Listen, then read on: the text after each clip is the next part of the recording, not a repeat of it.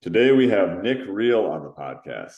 He's the owner of the Riell Company, which is a fitness coaching company, and he owns a bachelor's degree in kinesiology with emphasis on biomechanics from the University of Nevada, Las Vegas. He's a health and fitness professional who spent the last 15 years changing the lives of thousands of people through one very specific outcome, which is a better night's sleep. I got connected with Nick through one of my clients who said that Nick's material helped her drastically improve her own sleep. And we had the good fortune to have him speak to our clients inside of our program. And I wanted to bring him on today to share his knowledge with a broader audience as well. He has his own story of overcoming insomnia that lasted for years. And if you've ever struggled with sleep or want to know how to optimize your sleep and recovery further, Nick is an expert on this topic. We're excited to have him on. Nick, welcome to the show. Thank you for having me. I appreciate the very kind intro. Absolutely. We definitely enjoyed having you speak to our client group, and yeah, looking forward to today as well. So yeah, I mean, like you said, you kind of have a unique niche, which is talking about sleep. I mean, a lot of what we hear in fitness and nutrition is mainly around diet and exercise, which you obviously coach people on as well, but then you take it one step further and get into the sleep and recovery side of things as well. And obviously there's always a backstory to this, right? Like, things that you went through and experienced yourself through both your coaching and personally. And I want people to understand your background first. So let's first start with, what were things like for you growing up and how did you get into fitness? So yeah, let's just take it all the way back. So I was like growing up, I was definitely a hyperactive kid. So I got into a lot of trouble, like very, very early on. I was always a mischief maker. I still am to a degree, but every 10, 11, 12-year-old child, especially male, like we all want to go get into trouble. We all want to go have fun. So I got to the point, and I remember this conversation very distinctly where my mom's like, yo, like we're gonna have to put you in some sort of sport because you are bouncing off the wall and you're gonna get yourself into some like serious shit trouble if we don't like put a curb and give you an outlet to get rid of all your energy. And me being me, I was like, okay, cool. What do you want to do? She's like, well, let's sign you up for football. I said, okay. And I instantly like fell in love with football the first practice that I ever did. So this is really like where I got into the whole like health and fitness thing. It started in football, and they threw me in football. I think it was like what, like the fifth grade or something like that. So I played flag football for a couple years, and then I was able to move up to tackle football once I got into junior high, which junior high for me was the seventh grade. It wasn't the sixth grade like it is now. It's kind of weird to think junior high is in sixth grade, but whatever. That's a totally different topic. So I went into tackle football, and the coach was like, "Yo, dude, you need to start working out and put on some weight." Because I was a scrawny kid. Like growing up, I was never like the most like quote athletic. I was shorter, I was super skinny and constantly picked on. So I had a lot of like self-confidence issues, self-esteem issues that came with this too. And so after, a couple seasons of me basically getting thrown around because I was so small, they finally got me into the weight room in what I believe was, yeah, it's my ninth grade year. So my freshman year of high school. And going into that weight room, it's very hard for me to describe what happened. It's just like everything clicked. I like just like I fell in love with football, I fell in love with the weight room, and it became an outlet of mine where I could develop myself, make myself stronger and better than my own teammates who were basically like pushing me around all the time, and other football teams who were constantly like targeting me because I was a small kid, because that's what happens when you play high school football. The smallest kid usually gets targeted until the small kid really like hits you back, because that's how hierarchy works in football. The person who hits the hardest has the most respect. And I figured out that the stronger I got, the more respect I had, the more confidence I had in all aspects of my life. And it really helped me overcome a lot of insecurities and self esteem issues. And furthermore, it really led me to loving helping other people inside of the weight room. And this is really like my origin story of how I even remotely got into coaching, got into the fitness and diet industry to begin with. Because it didn't take too long before I started helping others with their lifts, with their forms, helping them with their programming. And fast forward all of that to my senior year of high school, I had the opportunity to co-teach a undergraduate college class that was offered in my high school on kinesiology, on strength and conditioning. So I co-taught this with the actual professor as well. And that was an amazing experience. And that pretty much solidified my career path up until about that point. Because I knew at that point I was going to college. My parents were not going to let me get out of not going to college because I was like, I really don't want to go to college. Lifelong rebel. I don't like to go with the normal like mainstream anything. I don't like that because there's so many different like avenues that you can find a success without having to go through the mainstream methods. And it's often the mainstream methods that cause the most trouble too, especially in the fitness and diet industry. But at that particular point, I figured out that I could get a degree in this stuff. So it makes me happy because I could do something I wanted to do, which is pretty much all I cared about. And it made my mom shut up because I was going to college. So it was great. So that's when I went into college and got the degree in kinesiology. I took a ton of nutrition classes under that as well, as many as I could without declaring it a major. My college would not let me minor in it for some odd reason, whatever. But basically, I took enough classes to minor in nutrition too, because I figured out along the way, it wasn't just, exercise that allowed me to change. It was the nutrition portion as well. So that's huge for me. And getting the education on the science of nutrition in those classes, it really opened my eyes to how wrong we are living our lives in modern society. And, college me was like, I didn't care about drinking like a crap ton of soda when I was in high school until I figured out what it did. And I was like, oh shit, I probably shouldn't do that. Even I remember that alone really helped me increase my overall energy and endurance and capacity to just like feel good because I was a chronic Dr. Pepper drinker up until about that point too. So yeah, college really changed my life and it shaped my experience. And not too long after I got out of college with that degree, I was offered a position in a very, very novel company from a former boss of mine when I was working in the gym at the University of Nevada, Las Vegas. That's where I really started the process of cutting my teeth and more higher level coaching was inside of there.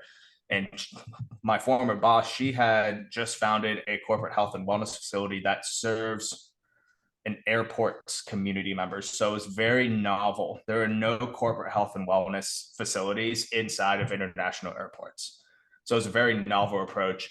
And what college kid who just got his diploma and just got the bill for the tuition is going to say no to a job? Like, come on. So I was like, okay, of course, sure, I'll go do that. So I get in there, I start working with some people, and I had a bitch slap of reality. I went from working primarily with like former athletes, and cocktail waitresses because that's Vegas college in a nutshell. That's pretty much everyone who I wanted to work with. Everyone who came into the gym was all about getting the six pack abs, doing bodybuilding shows. And that's like, I love that stuff. I'll eat that stuff like all day and night when it comes to, training and exercise. It's super fun for me to do, super fun for me to program. Well, I went from that to coaching, 40, 50, 60-year-olds who had spent a vast majority of their lives overweight, sleep deprived, high stress, eating like crap, treating their bodies like crap. And they're like, well, I need to lose anywhere from like, let's say on average, like 20 to like 90 pounds. And I wanted this to happen yesterday. And so if you don't give me results, I'm basically never going to get results. So that was a real big wake up call for me because I'm like, none of the things that I was doing with like the cocktail waitresses and the athletes, that was too high level for them. Nor did they want most of those things too. So that really shifted my perspective in the realm of coaching and how I work with my clients. And I noticed a commonality with pretty much all of them. I said 99% of them. There's only a handful that didn't struggle with this. 99% of them, they had some sort of issue with sleep. I'm like, okay, well, if your sleep quality is consistently poor, it's going to be really hard for you to get any type of measurable result that you would actually want. You're just going to grind your gears. You could be frustrated the entire time. You're not going to make any type of progress. And so I started with a lot of them there. It's like, why don't we just get you in the gym consistently and sleeping better? Let's just start with like what I think coming from like coaching land are like the bare basics. And lo and behold, my clients, when they focused on, just the small steps to optimize their sleep, it completely changed their life. It completely changed the game for them in terms of being able to create the results that they wanted from themselves in both a time efficient manner and in a sustainable manner. Because most of my clients that I've worked with inside of that facility, and I worked inside that facility for 8 years, I was not their first option. They had tried Weight Watchers. They had tried Octavia. They have tried all the MLM diet companies. They tried Nutrisystem. They had tried keto. They had tried fasting. They have tried carnivore. They tried to go vegan. They had tried all these things and it didn't work. And the reason why ultimately it didn't work is because they couldn't sustain it, because they didn't have a foundation of a lifestyle that was conducive for them actually being able to lose the pounds and keep them off. And sleep was the first step in establishing that foundation. And once they're able to get a foothold in creating that foundation, it became, in their words, infinitely easier for them to do the work with their diet, with their exercise, all the things that you need to be doing and that we as coaches know our clients need to be doing to create the results. It became super easy for them to do it simply because they focused on getting their sleep right. So it's a game changer for them. And this is what opened my eyes to the power of sleep. And this really is where I'm going to bridge it into my story with sleepless nights. So I'm going to take you back again to my childhood. My father is ex-military. He's a Navy man. He worked on a sub. Needless to say, anybody who knows anything about military life, sleep is a luxury, and it's a luxury that you just simply do not have unless you hold a higher rank and you're very well established. Add that in submarine life when you don't see the sun for months on end, your circadian cycle, which governs everything that goes on inside your body, and specifically when you wake up and go to sleep, it all gets shot to shit, for the lack of a better term. So I was coming from there. My mom is a career teacher. Anybody who knows teachers, they are constantly overworked, they're overstressed, and they are sleep deprived just due to the nature of the job and how it stands today. So I didn't grow up in a household that sleep was inherently prioritized or valued. It was something that we never had enough of. And I had my own little sleep issue early on in my childhood. When I started going through adolescence, my sleep started getting very, very wonky, as it does with many kids who are starting to go through puberty. And the doctor told my mom to start using melatonin with me. And it worked for the first couple of days. And then for a couple of days after, my sleep quality was like absolutely trash. Like, it's a little fuzzy, but I felt like I had stayed up for 2 days straight as a 13-year-old kid. I was absolutely wrecked. So we quickly stopped that. But my sleep issues really started happening when I was helping other people with their sleep and their fitness, ironically. And this, I'm just going to tell the story in full transparency, just to let you guys know that, we as coaches, like, we struggle with this stuff too. And sometimes we need to eat our own words and take our own advice too. So I was working with so many clients at one point, I was just burning the candle at both ends, and I put everything and everyone else above my own needs. And it really started to show up with my sleep, because I would constantly push back my bedtime, watch TV, fall asleep with it on. I wouldn't eat a lot. I would punish myself in the gym to make up for it.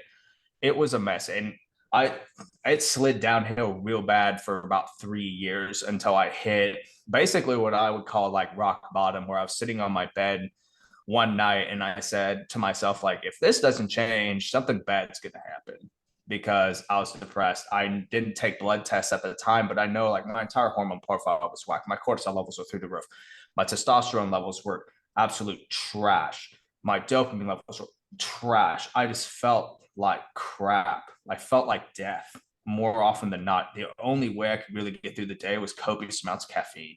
And I'm talking like upwards of 1,000 milligrams a day just to be human during the day and serve my clients in what I thought was a high level, when really it wasn't, because I wasn't taking care of myself. So I wasn't able to serve them at a high level. And I remember sitting on that bed and said, okay, what can I do to start turning this around? And ironically, with most people, they know exactly what they need to do to start creating the results that they want in life, but you have to silence your ego long enough to actually do that work. And I said to myself, you know what? I'm just going to go to bed right now because I'm exhausted and I'm not going to watch TV. We're just going to keep it off for the night. We're going to see what happens. I woke up the next day and I wouldn't say I felt like $1 billion, but at that time I felt like $1 billion. And it really clicked, like, come full circle with everything that I had done. with myself and not only my clients. And I realized like the power that sleep has over your entire life, not just your weight, not just your diet, not just your hormone levels, not just with your energy levels, but literally how you show up and your own potential in your life. And that's when I was ever more sold on the power of sleep. And then ever since then, I have not looked back. And that's the reason why I niched down, because if I had these sleep struggles, and I would say not to compare my problems with everybody else's, because everybody's problems are very respective to themselves. But I only dealt with this for 3 years, and I would say it wasn't that bad. I was sleeping more or less through the night, but my quality is absolute trash because I wasn't giving myself enough time to actually have quality sleep, nor is my lifestyle conducive for that. But there have been people I've worked with that have gone, decades, and a few of them that have gone their whole lives without quality sleep. I only had it for a blink. So if I had that struggle and it changed my life that much, there are so many other people out there that they have tried everything. Well, they say they tried everything. We know as coaches that no, you didn't try everything. You just didn't try the right things long enough. But there is hope. There you can reverse sleepless nights. And when you're sleep deprived, and if you're listening right now and you're struggling with your sleep, it's a very vicious cycle to go through. And there feels like there's no end in sight. And there is an end in sight. You can break the cycle. You can break the pattern. You can turn it around. And that's a really big reason why I focus so much on sleep with my clients. It is an absolute game changer for all aspects of their lives, especially when it comes to their weight loss goals. I mean, obviously, like you said, you lived it, right? You suffered from lack of sleep yourself. I mean, fitness obviously changed your life, but then you noticed that even though you were a fitness professional yourself, you were struggling with burning the candle at both ends. And then you just noticed immediately the impact it had. So, obviously it wasn't an overnight thing. So when you fixed your sleep, what were like a couple of the steps that you took that really worked well for you? So the first thing that I did was I took a good, honest assessment of what I was doing in my life. And I knew all the little factors that go into my sleep. So I took a look at my lifestyle.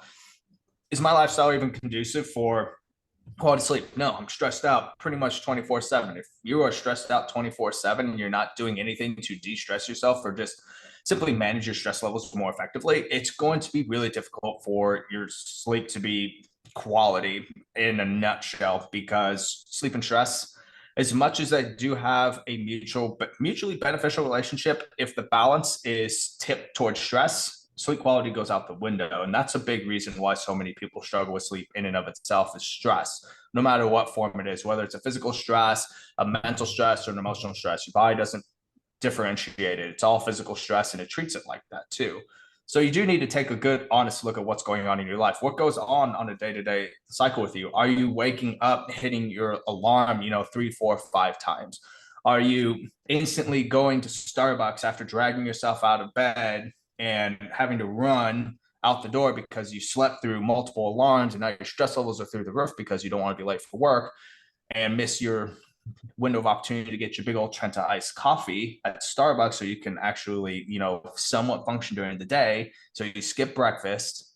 Okay. You chug the coffee, maybe you drink some water in there, maybe you don't. You have some sort of lunch, maybe a couple protein bars, and you end up having most of your, let's say, your food intake at dinner, which is very common for a lot of people to do. They skip breakfast, they skimp on lunch, and they have a huge meal. It's not very conducive for high quality sleep. Actually, it goes against what the body is actually designed to do. And it's simply because you're running off of high stress. Are you eating well? Are you exercising consistently? Are you appropriating any type of constructive downtime for yourself? If you're not doing those 3 things, it's going to be really hard for your body to have any type of quality sleep, because really it's manipulating those 3 factors that will either make or break your sleep. But you have to understand what you're struggling with personally. Is it struggles with falling asleep? Is it struggle staying asleep? Or is it struggles waking up feeling like you got no sleep, or some combination of the 3? Because the steps that you're going to need to take will differ between someone who lies in bed awake for hours because their mind is constantly spinning with everything that's going on inside their day versus somebody who's waking up, 3, 4 times a night because they're struggling with hot flashes, or they're new to drinking water and they're pissing like a racehorse per se. It's very different between the two. So there is no one step solution. Like there's no universal solution here. You need to have the ability to look at your life and say, hey, this is what's not working well. I need to change it. This is working well. Let's do more of that. And that's really what I did with my life. I looked at my nutrition habits. I was in 1,000 calorie deficit for 3 years. I didn't notice it until I tracked. That's a huge one that completely changed the game for me. It's something that I have all my clients do who are struggling with sleep. You can get away technically with iffy sleep if your nutrition's on point. You really can. I'm not advocating that you should, but life's not perfect. Your sleep's not always going to be perfect. And provided that you're meeting your body's nutrient needs consistently, if you have an off night or two of sleep, you'll be fine if your nutrition habits are solid and you have a good foundation with them. But if not, it can lead you down a very slippery slope that's very hard to get out of. Second, like, are you exercising? Number one, a lot of people I work with not exercising. Well, if you're not exercising because you're tired, which does make logical sense because when you're in that sleep deprived state, your body's going to do everything it can to conserve and store energy. It's not going to sit there and give you the energy levels to exercise like you would if you were very well rested. That said, your body does need a reason to sleep. And if you're constantly sedentary, you're not going to build up enough sleep pressure, as it's called, to actually induce sleep in a timely manner. Your body needs a reason to sleep. If you do not give it a reason, it's not going to sleep as long or as well. So those are two big things there. And then the last one that I mentioned was, are you giving yourself enough downtime? This is lifestyle and mindset related 100%. We live in a go, go, go, go, go lifestyle. And I too live that lifestyle. I was inside of the hustle kill culture. That's how I was brought up in Vegas. It's very prominent here on this side of the country, especially in the fitness industry. But it's prevalent across all industries, no matter what gig you get into. It doesn't matter. There's an emphasis on performing at a high level. It's just in our work culture, and there's nothing wrong with that. And I'm a super big fan of performing at a high level. That said, we are not taught to take care of ourselves at any level. So if you're always giving and giving and giving from your energy tank, and you're not putting that energy back into you, it's going to show up in all aspects of your life. And where it really starts to show up is your sleep quality starts to get iffy. Even with the clients I'm still working with today who have long fixed their sleep, and we're working on their big health and fitness goals that they have. Every single time that their sleep quality starts getting iffy, the first thing I ask them is, are you taking care of yourself in the way you know you need to be taking care of yourself?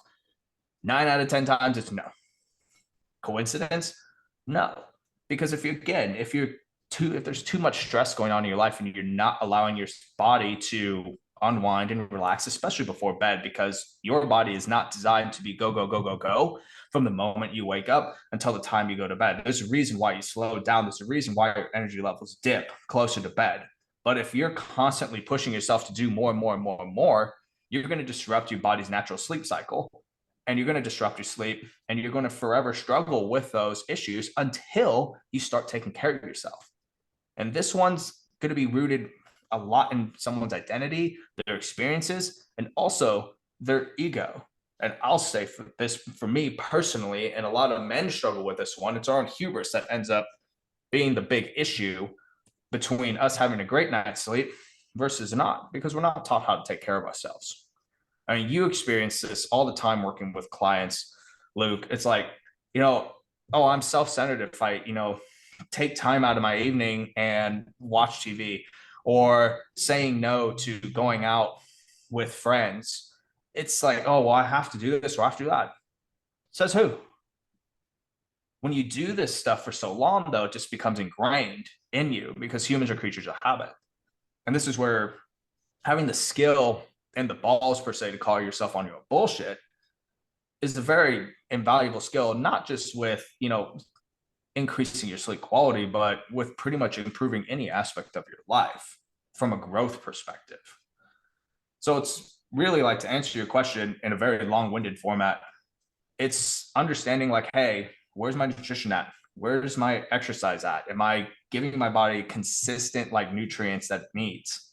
Am I meeting my calorie goals? Am I meeting my protein goals? Am I doing it in a healthy manner more often than not? Am I consistently being active, whether you're in the gym or not in the gym? It's irrelevant at this particular point in the conversation. And am I prioritizing taking care of myself and making sure I'm recharging my batteries outside of getting a good night's sleep? When you do those things correctly, your sleep quality will go through the roof and it will stay that way. Do these things wrong and it'll be in the tank.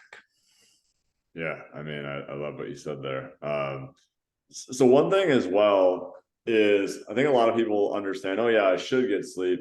They don't necessarily understand why they should get good sleep. So without getting too into the weeds or the science, I guess why, from like a fat loss, from muscle gain, from a recovery, like how specifically does sleep help with that? I mean, it's a make or break. There is nothing that the human body does that it does for no particular reason. Think about it. We spend, I think it's what, a third of our lives or a little more than sleeping. You think that that's pretty important. If a third of your life is spent sleeping, oh yeah, your body just does that just to do it. No, it does it for a reason. And it works very much similarly to how our phones work. If you simply do not have the battery power to perform optimally, you'll go into low power mode per se. And when you're sleep deprived, you're in low power mode constantly, meaning you're not going to be able to function or recover or perform optimally there. That's a huge thing to remember. And a lot of people, when I tell them about like the phone battery, they're like, oh, that makes sense. If my phone battery is constantly in the red, it dies much quicker and I can't use it. Well, your body operates the same way. You may not die immediately, but you're not going to be able to do anything. You're going to be very restricted in what you can do. And that's simply because your body needs to recover. It puts out energy all day long. It needs the time to repair, restore, and recover those energy levels. Anything that goes on inside your sleep is all about repairing your body, recovering your energy levels, and making sure that everything inside is working at a very optimal range. If your body is not able to do that, everything that goes on inside of you starts deteriorating. It starts operating at a very suboptimal level. When your body's operating at a suboptimal level, this is more of an environment that is very conducive for you putting on body fat and storing it. I would make the argument that more people end up struggling with their weight after first struggling with their sleep. Because very, very rarely in my experience, especially with the demographic that I work with, did they just randomly put on weight and then they started having sleep issues. A couple of them here and there, and that's because sleep and nutrition share a very mutual relationship. However, with a lot of people, myself included, it was nights of poor sleep that ultimately ended in body fat being gained. Because when you're operating again in that sleep deprived state, your body's only caring about one thing, it's survival, it's stressed out.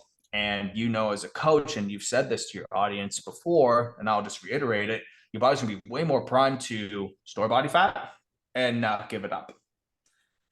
And people wonder why it takes so long for them to lose weight. Well, because your body's still operating in that suboptimal state. If your body again is operating in that state, it's going to be very difficult for you to lose body fat. It's going to be even more difficult for you to gain muscle, because gaining muscle requires higher levels of recovery for you to efficiently put muscle on and keep it. If you're not able to do that, it's going to take a very long time. And what ends up happening is people start pushing harder and harder and harder. They start punishing themselves more in the gym. They start dieting harder, longer, slashing calories, cutting out carbs more. And it leads them down a very high stress and very unsustainable path.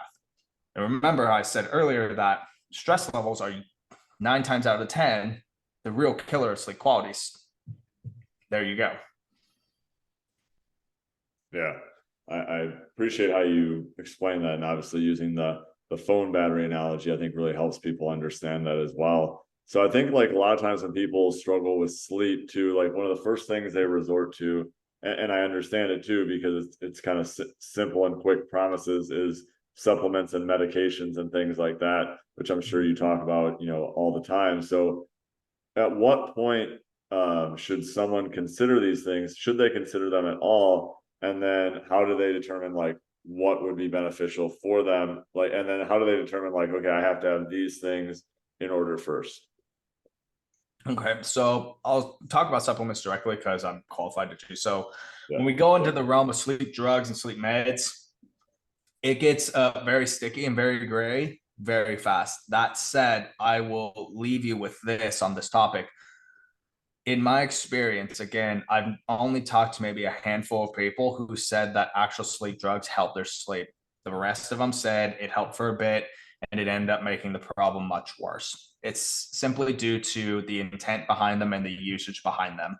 If you misapply it, it'll cause more problems than it solves. And the same is going to be true for supplements. Supplements just don't have as acute or extreme responses from your body that sleep meds will, simply because they're not playing with your biochemistry as much. But when it comes to supplements, I'm very much in the middle. I do not think that they should be most people's first choice when it comes to struggling with their sleep. And the reason why people like to use these things so much is because it is quick, it is easy, and it requires no effort. Humans are inherently lazy. That is the easiest option that requires them to spend the least amount of energy, the least amount of resources, and get the maximum bang for their buck. That's why they're so popular. And that's why the supplement industry alone is multi-billion dollars, the sleep industries as well. Now, what I say to my community and my clients all the time when it comes to supplements is intention matters.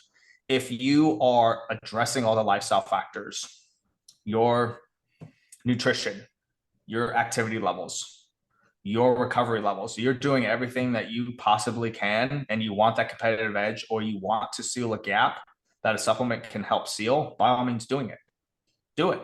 Have fun with it. Just be responsible with it.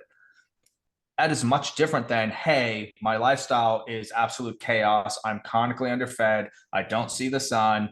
I'm not active at all. I have struggles falling asleep because my brain races. So I'm going to pop a couple melatonin pills to help myself fall asleep. You're band-aiding a lifestyle. You cannot out supplement a poor lifestyle.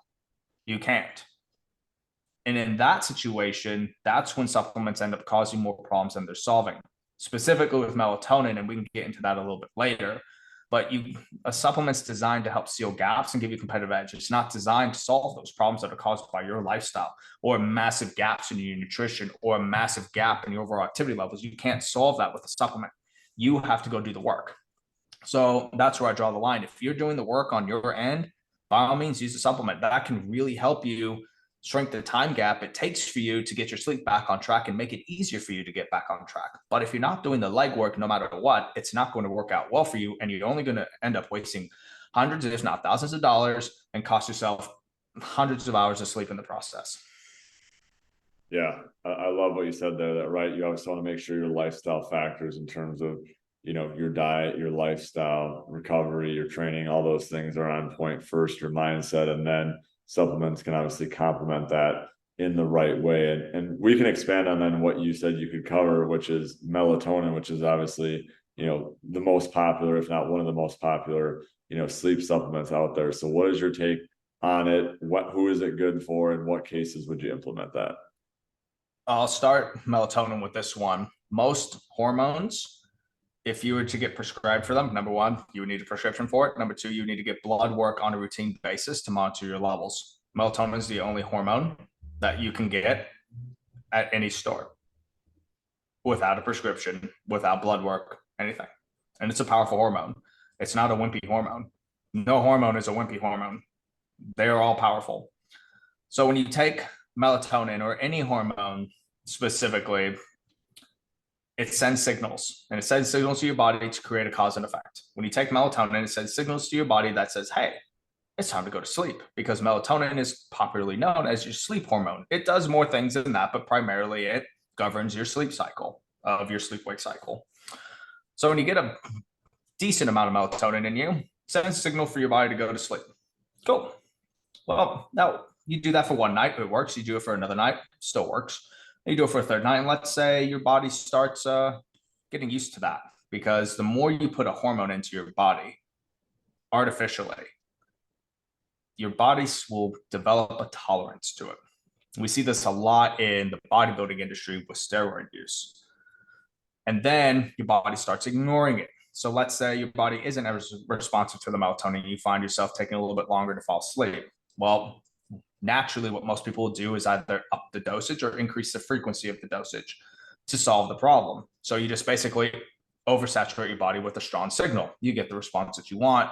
You do this long enough, your body will outright it will ignore it and stop producing melatonin in sufficient quantities on its own. Now you are dependent on that melatonin because you have suppressed your body's natural way of making it. And this applies with all hormones in a lot of variety of cases. And no, I am not saying that if you're on, HRT or TRT that you should stop because you're sending mixed signals to your body. No, I'm not. Those are very specific use cases where your levels are already suppressed and you're putting a very, very specific hormone amount back into your body to raise your levels naturally or as much as you naturally can.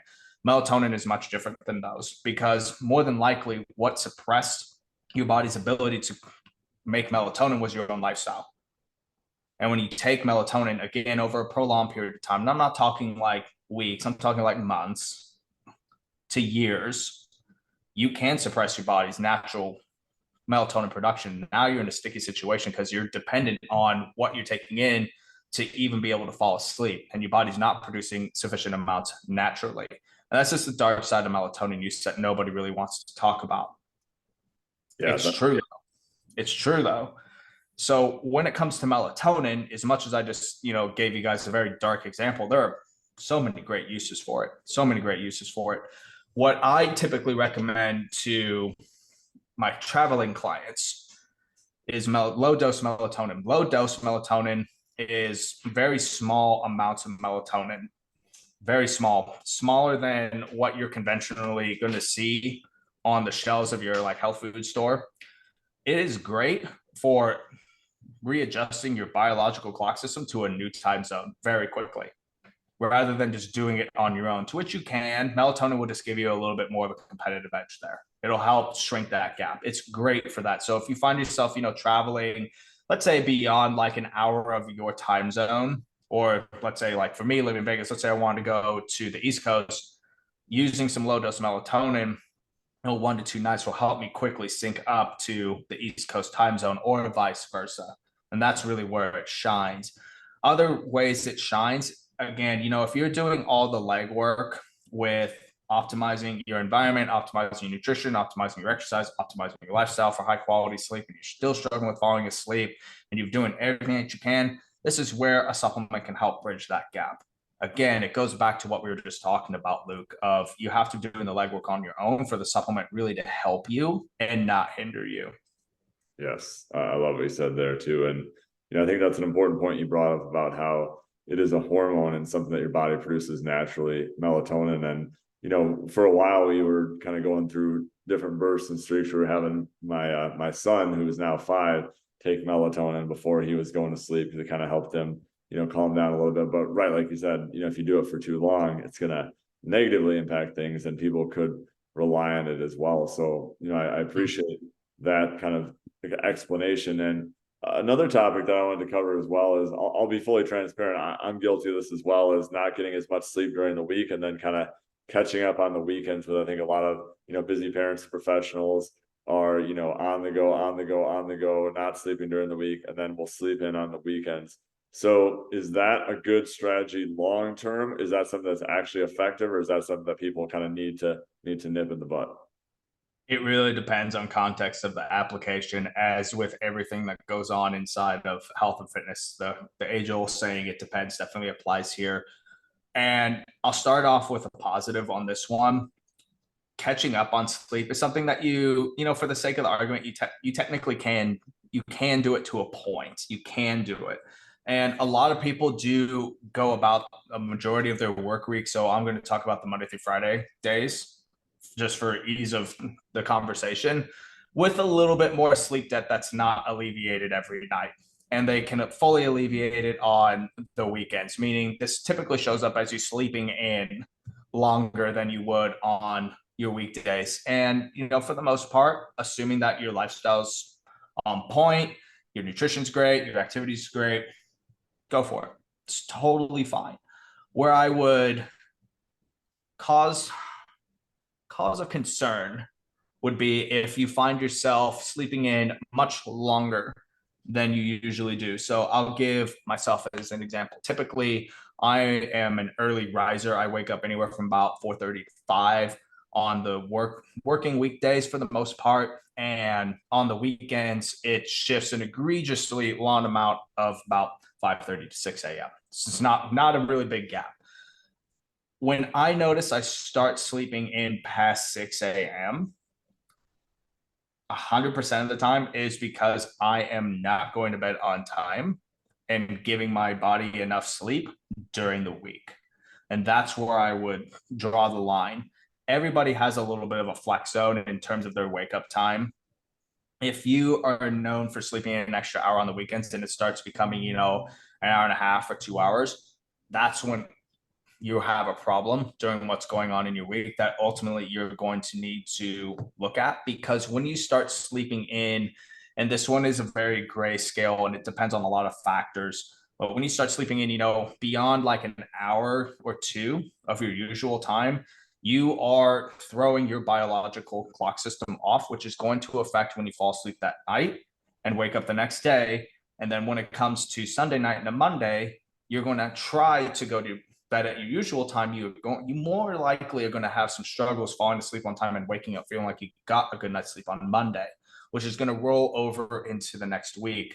And if not checked, it can cause a lot of issues with your sleep, your energy levels, your stress levels as a result. But for most people, assuming you're doing all the boring work with your lifestyle, you're getting sufficient amounts of sunlight, your diet's high quality 80% of the time, you're consistent with meeting your calorie goals, you're consistently active, shouldn't be a problem. Yeah, I love that. Like you said, everything in the fitness industry is it depends, right? Because it depends on the specific context of the situation where the person's starting from, if they're already getting enough sleep, if they're extremely sleep deprived, right? There's so many different variations that are involved in there. So I definitely appreciate that explanation. So I know we're coming up on time here pretty soon, but is there anything else like we haven't covered that is very like common that you get asked a lot that you want to make sure our listeners are aware of or have knowledge about as well when it comes to sleep? One of them, I get asked a lot of questions frequently, but the one that just stood out to me was, how much sleep do I actually need? Do I need, 8 hours? Because I've always been told I need 8 hours of sleep, and I'm never getting 8 hours of sleep. I only get like 6.5, 7 hours of sleep. So how much sleep do you actually need? Most people are going to need anywhere from 7 to 9 hours. And this was based off of numerous studies that evaluate people with high quality sleep. On average, we're in the 7 to 9 hour range. This is not a gold standard. This is just a standard. For most people, you're going to fall into this. That said, your lifestyle, your health, and your own chronotype, which is your genetic predisposition to a sleep wake timing pattern, are going to play into this. There are some people like me. I fare very well anywhere from about 6.5 to about 7.5 hours of sleep on average. So usually it's about 6.5, 7 hours. And there's people like my sister. If she does not get 9.5, 10 hours of sleep every night, she's absolutely train wreck every day. So a lot of this comes down to knowing how your body works and how much you sleep, how much sleep you actually need. And in no way is how long you're sleeping indicative of the quality of your sleeping, because the truth is we can all sit there and sleep within that 7 to 9 hour range, and there's going to be a massive difference between somebody who had high quality sleep at 7 hours and somebody who had horrid quality sleep at 9 hours. So if you're somebody who's you're always chasing a number with your sleep, you're always chasing like 7 to 9 hours, and you're still waking up tired, you're still exhausted, you're still relying on caffeine, your stress levels are high, you have no energy, I would encourage you to stop chasing the number and start focusing on the quality of your sleep. Because you can get, 6.5 hours of amazing sleep and feel like $1 billion versus you getting 8 hours of low quality sleep and feeling like you need to go back to sleep for another 3 or 4 hours. So it's always going to come down to quality. Focus on that, and the quantity of the hours of sleep will come as a natural byproduct of that. So I'd say that's a big one that I get asked a lot. Another one that I'm constantly asked is, how much sunlight do I need today? Because there's a lot of stuff that's been coming out, and it's all over the internet of I need to, get in the sun like at first crack of dawn or I'm going to ruin my circadian cycle. Again, there's context that needs to be applied there. On average, I think every single person should get at least 15 minutes of sunlight a day. And that's like that's a stupid low amount.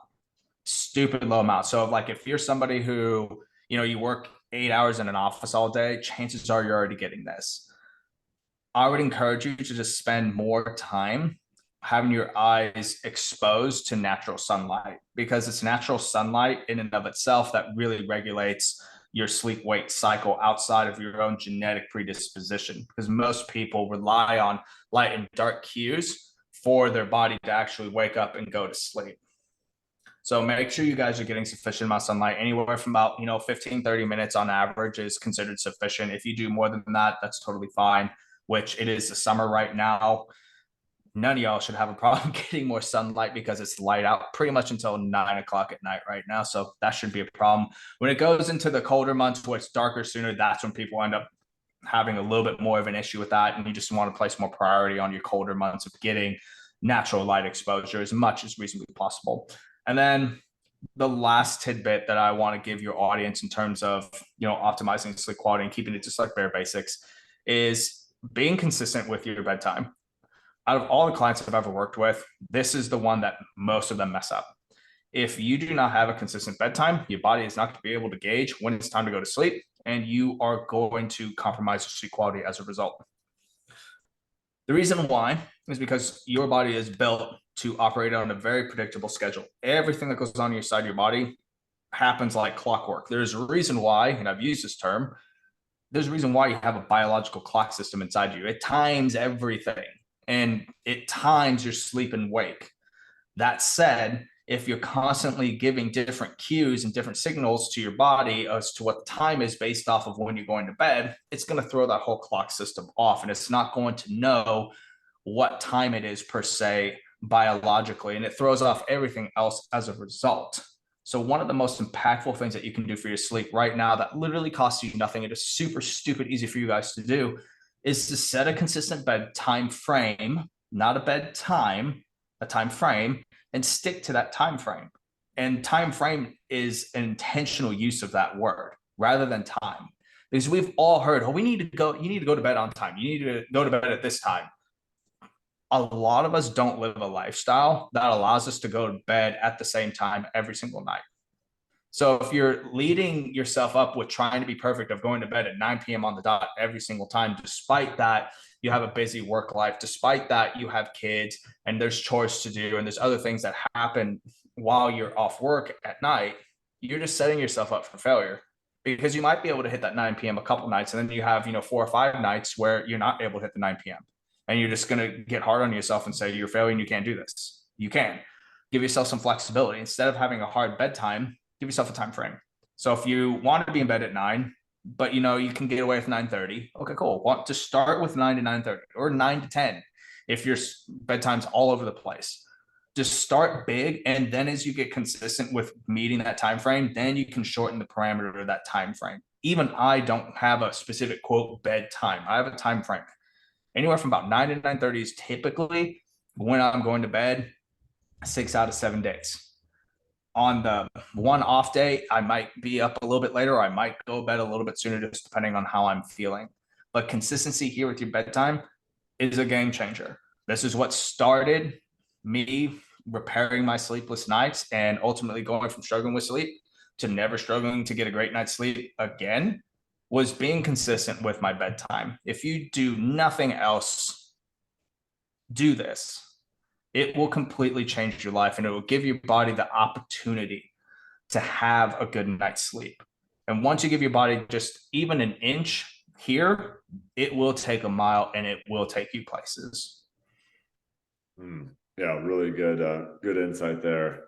Going to bed at the same time. I'll be transparent. That's something that I was way off on for a while, and have gotten better about recently. But definitely an important point. And yeah, I want to finish with now that people have been listening to you, obviously you have a breadth of knowledge when it comes to sleep and anything health and fitness. Where can people find out more about you? Oh, I'm really easy to find. Just type in NICKRIELL. That's Nick Riell on Facebook, Twitter, Threads. I'm glad I actually mentioned Threads this time. Is Threads even alive anymore? I don't know if it is, I but don't I'm on there. know. I haven't been Uh, on it yet, so I'm not sure. it's fun. It's fun, but it's definitely they're going to be playing the long game with that one. But yeah, Facebook, Instagram, Threads, Twitter. I'm on all of that. I also have a private Facebook group called Sleep Secrets. It's the only one out there where we dive into topics like these in depth and a whole lot more. It is your one stop shop for everything sleep and lifestyle, health and fitness related. And if you got a ton of value out of this, you want to be a part of an absolutely kick ass community of killers that are not only killing it with their sleep, but killing it with their health and fitness goals and their overall lifestyle, love to have you. Awesome. We'll definitely link that down below. So yeah, again, Nick, thanks so much for sharing everything here today. I know anyone who's listening to this, obviously sleep impacts every single person will get something out of this, even if they're already sleeping okay. I'm sure there will definitely be some tips and tricks in here that people can implement. So thank you so much for your time. Oh, thank you.